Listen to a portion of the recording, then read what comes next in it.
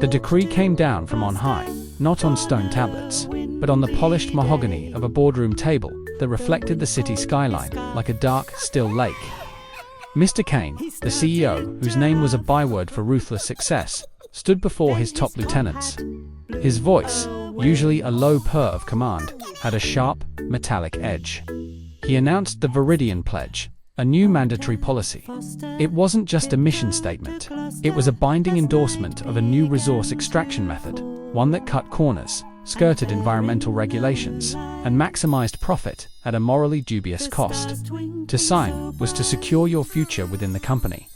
Bonuses, promotions, and the continued privilege of being in the inner circle were all tied to this single act of compliance. The pressure in the room was a physical force, thick and suffocating, as pens began to eagerly meet paper. In a quiet corner of the open plan office, far from the celebratory back-patting, Liam, Noah, and Ben stood in a triangle of shared anxiety. They watched their colleagues, people they had shared lunches and project deadlines with, rush to sign their names. The digital leaderboards were already flashing with the names of the first to comply, heralding them as Viridian Van. Liam ran a hand through his hair, the weight of his mortgage pressing down on him. Noah, a new father, stared at a picture of his daughter on his phone, his future suddenly feeling terrifyingly fragile. Ben, ever the idealist, just shook his head, the betrayal of their company's supposed values hitting him the hardest. They saw the path to security, to advancement, paved with a compromise they couldn't stomach.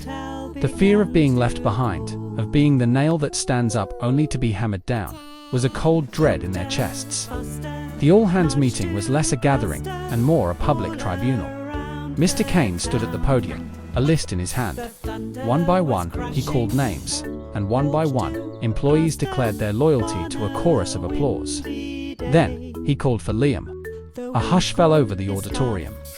Liam walked to the microphone, his heart pounding a frantic rhythm. "With all due respect, sir," he said, his voice quiet but clear, "I cannot sign. My personal values won't allow it."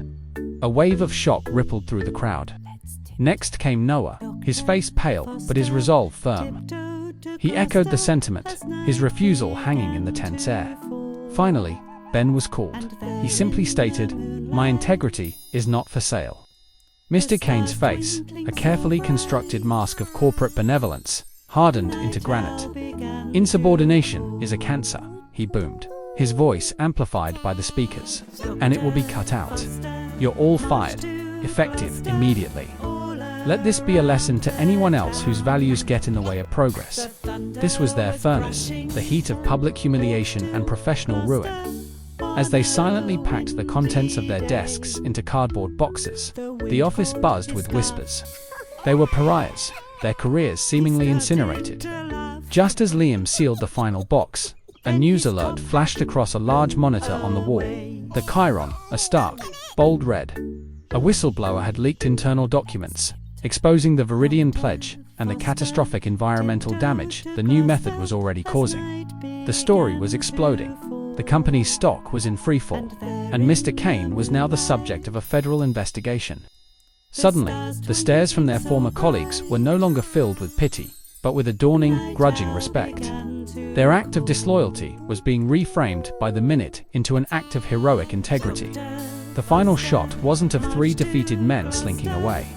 It was of Liam, Noah, and Ben walking out of the building's main doors, not into the shame of unemployment, but into the bright, cleansing sunlight. Their faith in themselves validated, and their futures unexpectedly, brilliantly, wide open. For more real-life lessons from the Bible, do well to like, comment, subscribe, and share with someone who needs this.